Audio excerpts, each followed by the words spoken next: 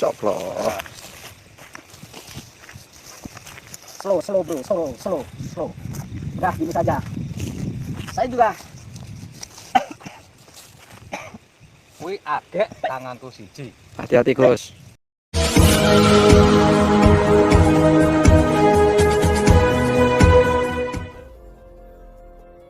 Assalamualaikum sahabat spiritual yang berbahagia.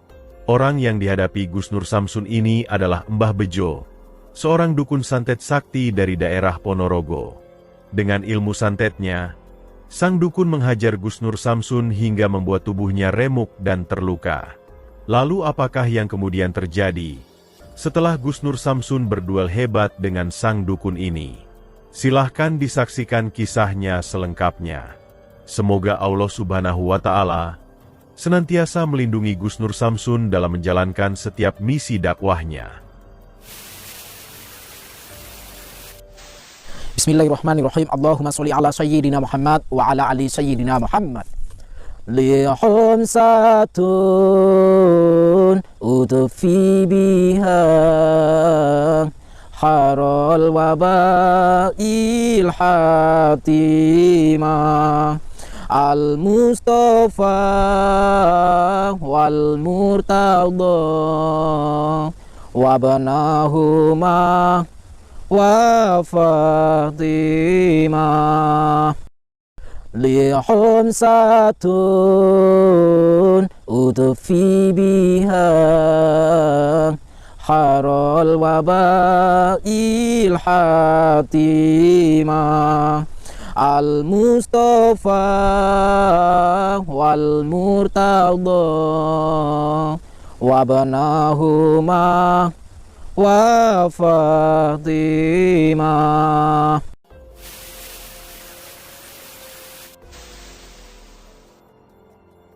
Assalamualaikum. Mohon maaf, tadi boleh diizinkan kan? Sudah diizinkan kalau saya rekod? Ya. Boleh duduk? Monggo.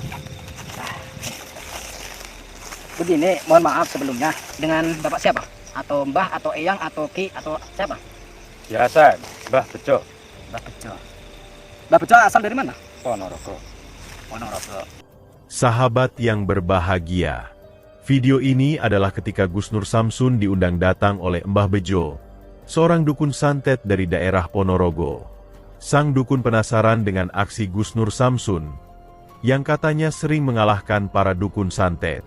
Seperti yang kita ketahui bersama, bahwa Gus Nur Samsun menjalankan misi dakwahnya untuk memberantas para dukun santet. Itu dikarenakan para dukun itulah yang menjadi monster mengerikan, yang mengajarkan banyak kemusyrikan di tengah masyarakat. Gus Nur Samsun ingin mengedukasi, juga sekaligus menyadarkan para dukun tersebut. Namun pada prosesnya, para dukun itu tidak bersedia diajak sadar dengan baik-baik. Sehingga kemudian selalu terjadi pertarungan di antara mereka. Dan atas kehendak Tuhan, Gus Nur Samsun selalu bisa mengalahkannya. Banyak para dukun yang telah didatangi dan disadarkan oleh Gus Nur Samsun. Namun bagi yang tak bersedia bertobat, Gus Nur Samsun menghajarnya hingga setruk dan sekarat. Dan nampaknya, hal tersebutlah yang membuat sang dukun bejo ini menjadi penasaran dan merasa tertantang. Dia telah mendapatkan banyak cerita dari para teman dukunnya, bahwa ada Gus Nur Samsun, yang biasa mendatangi dan mengobrak-abrik eksistensi mereka. Sebab itulah dukun bejo kemudian mencoba menghubungi Gus Nur Samsun. Dengan alasan ingin ngobrol dan ngopi bersama, dukun bejo meminta Gus Nur Samsun untuk datang menemuinya. Sebab itu pula Gus Nur Samsun kemudian mendatangi sang dukun.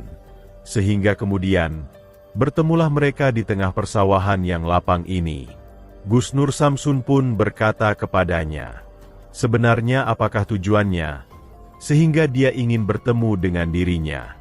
Setelah itulah dukun bejo mengatakan yang sebenarnya, bahwa dia ingin menjajal ilmu kanuragan yang dimiliki Gus Nur Samsun. Dia telah sering mendengar kemampuan Gus Nur Samsun yang katanya sangat luar biasa. Dia ingin membuktikan, benarkah ilmu Gus Nur Samsun sehebat dari yang didengarnya. Dia mengaku memiliki ilmu santet yang sangat hebat. Bisakah Gusnur Samsun melawan ilmu hebat yang dimilikinya? Dan mendengar perkataan dukun bejo yang demikian, Gusnur Samsun pun mencoba untuk merendah, bahwa sesungguhnya dia tidak memiliki kemampuan apa-apa. Apa yang dimilikinya itu hanyalah titipan Tuhan, yang mencoba dia gunakan untuk menjalankan perintahnya. Lalu apakah yang kemudian terjadi dalam aksi Gusnur Samsun dengan sang dukun bejo ini? Silahkan disaksikan videonya selengkapnya.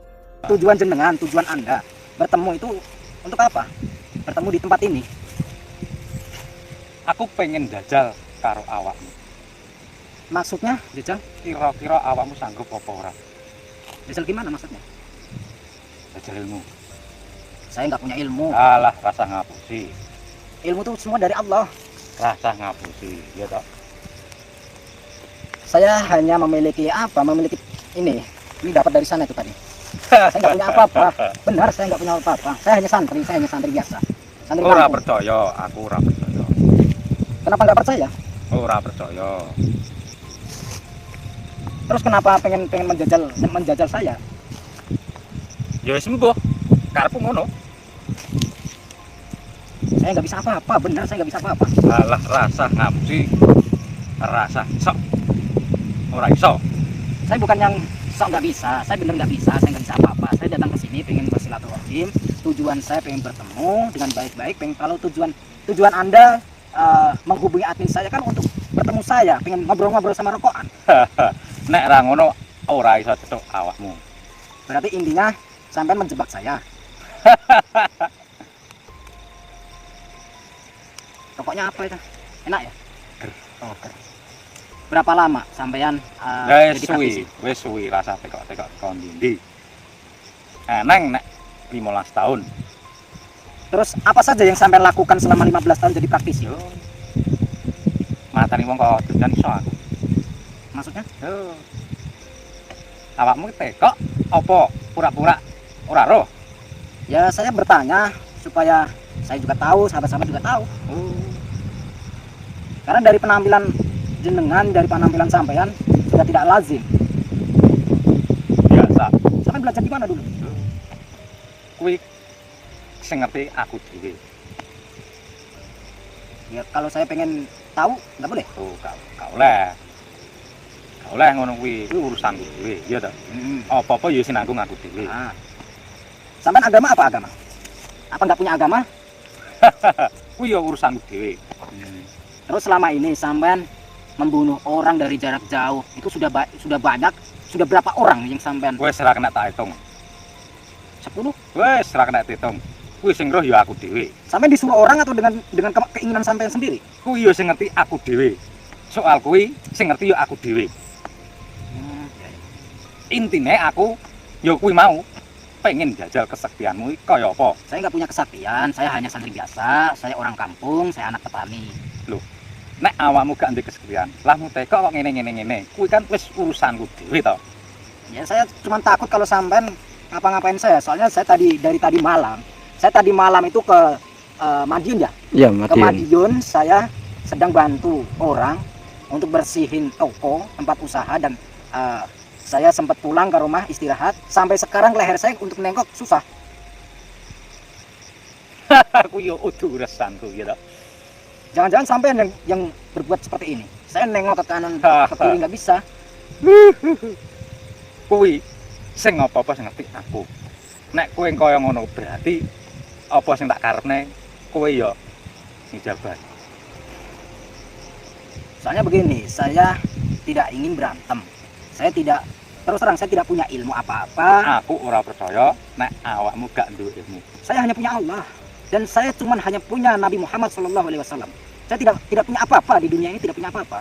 Saya datang jauh-jauh bertemu dengan Bapak hanya memiliki bekal yaitu keyakinan saya. Saya yakin bahwa tujuan Bapak itu baik. Tapi ternyata malah dibelusukan ke tempat sawah seperti ini. Saya juga ngene iki turutanku sak bendina iki ya ngene iki. Saya juga nggak tahu ini daerah mana, nanti saya pulang kalau nyasar bagaimana. Saya juga nggak tahu. Kuwi dudu urusanku nek. Sing penting niatku ya kuwi mau. aku pengen jajal awakmu. Kalau setelah sampean saya terima tantangan jenengan, apakah jenengan itu merasa puas kalau sudah mengalahkan saya? Kuwi puas kanggone awakku. Kenapa puas? Kuwi urusanku, dudu urusanmu. Ya sudah, kalau begitu saya ngalah aja supaya sampean puas. Saya ngalah aja saya. Lah kok kaya ngono ki piye to? Karena saya nggak punya apa-apa. Saya nggak punya apa-apa. Saya nggak ngerti apa-apa. Wes, jajalan. Nek ngono ya.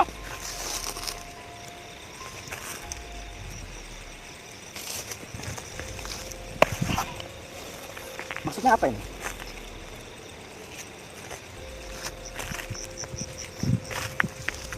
Bentar dulu. Tujuan jenengan apa dulu? Rasa apa ora kayak ngono ae. Ya, saya baca.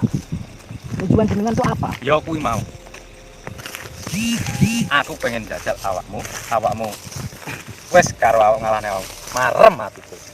Sekarang begini saja. Saya terima tantangan Anda. Tapi ada syaratnya. Apa kuwi? Begini.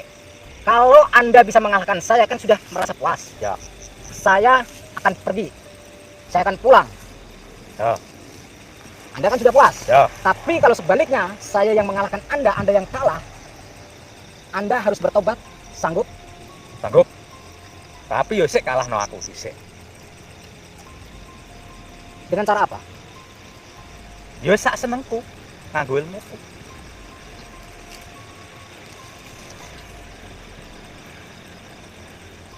Jangan mengingkari ya. Ya.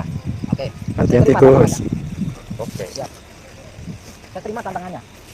Di mana? Di sini atau di mana? Sini.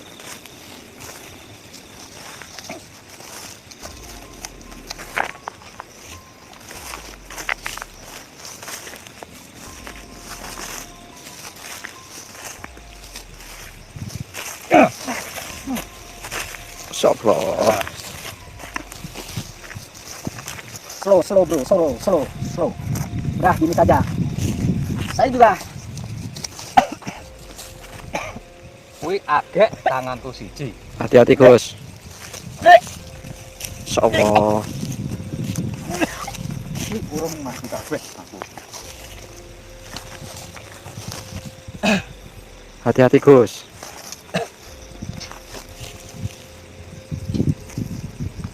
keluarkan terus. Keluarkan kemampuan Anda. Keluarkan ilmu Anda. Saya masih punya Allah. Saya nggak takut.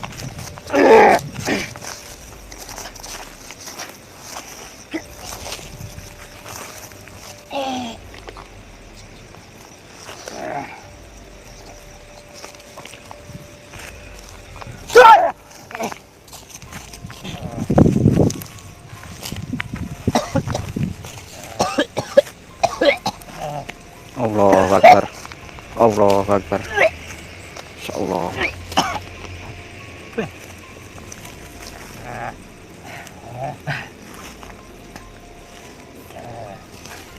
Gak apa-apa Gus. Keluarkan kemampuan Anda. Kalau masih kuat. Anda baru menyerang saya 2 kali. Baru sekali saya serang saja sudah tepat. Ngaku sakti. Kuat nggak? Kayaknya nggak sadar Gus. Pingsan ya? Pingsan kayaknya.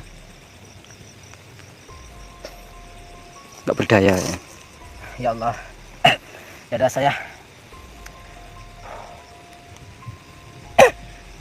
Airnya di mobil lagi.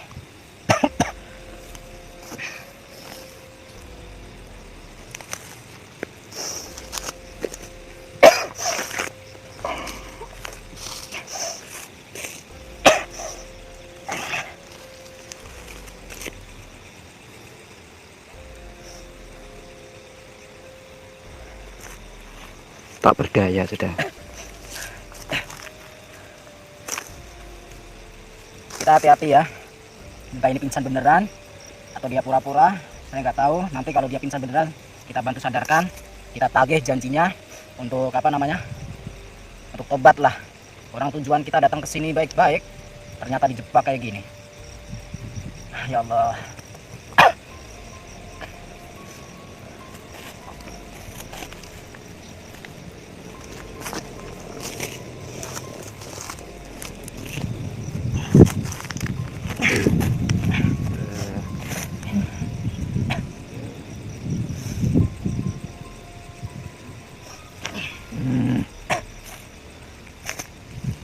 Kuat gak? Mau masih lanjut?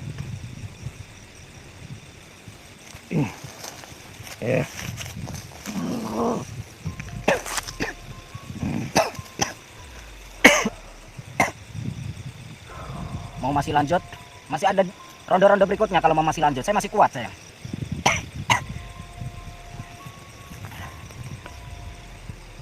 Boleh kowe ngapusi. Ngapusi maksudnya gimana? Jare kowe rasa apa-apa. Saya benar tidak bisa apa-apa. Semua itu atas kehendak Allah. Karena saya masih punya Allah dan saya punya Nabi Agung Muhammad Sallallahu Alaihi Wasallam. Tadi saya sudah minta izin untuk merekam ini secara live. Tadi saya di sana sebenarnya saya sudah bersolawat. Sebelum menemui Anda di sini, saya sudah di sana, itu saya bersolawat dulu. Karena bagi saya solawat itu adalah benteng paling kuat. Ilmumu kondi rasane kok koyo ngene. Ilmu saya berasal dari Allah.